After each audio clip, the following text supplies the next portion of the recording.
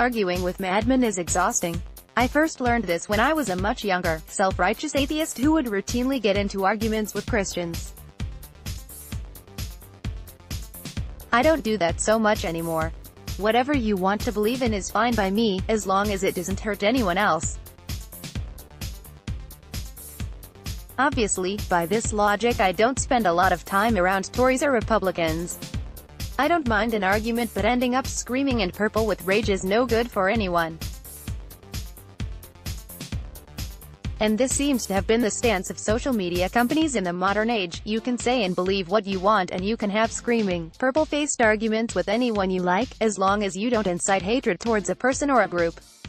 John Niven was banned from Twitter for arguing with supporters of U.S. President Donald Trump. Image, AFP, take a dump on Trump, says businessman who's flogging toilet rolls featuring the president's face from a shopping trolley at Edinburgh Fringe Festival. Which brings us to the unusual case of Alex Jones.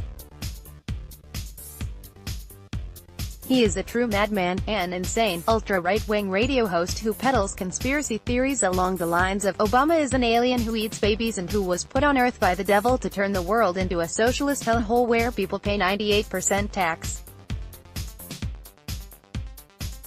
Perhaps his most infamous jape was claiming that the Sandy Hook school shooting had been staged and that the parents of the murdered children were actors hired by liberals to undermine the Second Amendment. It's almost funny until you remember that some of these parents had to go into hiding because of death threats from Jones's followers. That's right, he has followers. True believers. In a saner world, Jones would be in straitjacket in a padded cell writing, "Trump is God," on the wall with a crayon clamped between his toes. But this is 2018, so of course he represents the views of millions of ordinary Americans. Well, he did until recently. In the past week, most social media giants booted him off their platforms. Apple were the first. They pulled 5 of Jones's InfoWars podcasts from the iTunes and Podcasts apps.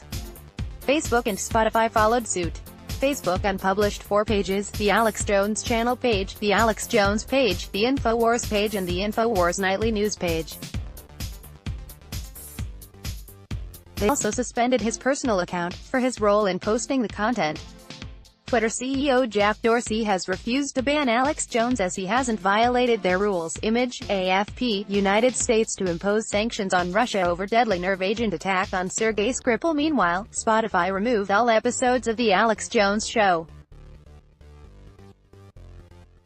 What sparked their removal? The idea is similar throughout. Jones violated the social media platform's hate speech policies. The only major digital outlet which has not banned Alex Jones is Twitter. Which is odd, because they recently banned another well-known mentally deranged conspiracy theorist, me. Now, I've never spread preposterous rumors that Hillary Clinton was involved in running a child sex ring out of a pizza parlor, or claimed that the Obamas smell of sulfur, or forced the parents of murdered children to go into hiding. I did once start the rumor that Jimmy Corkill had been elected mayor of Liverpool, but that was a long time ago on a wild night in the Sub Club in Glasgow, so I think we can let it go. As regular readers will know, I got into an argument on Twitter with Trump worshippers Sean Hannity and Rush Limbaugh, lost my patience, and told them, "I certainly hope you both die soon." Not very nice, I'll admit. Certainly not my finest moment. The comment was reported as a death threat by loads of Trump lunatics, the kind of people who spend all day posting vicious, racist nonsense.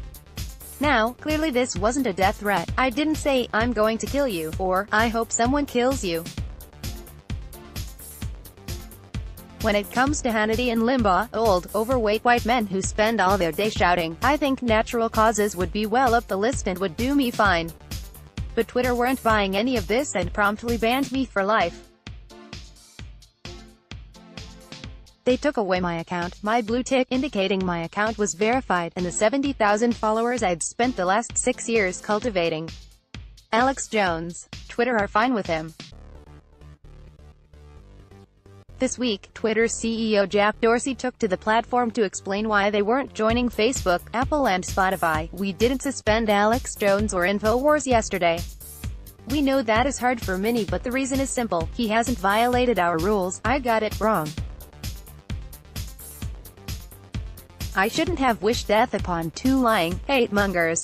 I should have stuck to spreading rumors like the Pulse nightclub shooting in Orlando was done by the U.S. government. Like Lady Gaga's Super Bowl performance was a satanic ritual. That the FBI masterminded the Boston bombing. Because apparently all that stuff is fine. I finally came to an uncomfortable truth this week. I'm worse than Alex Jones. Who knew?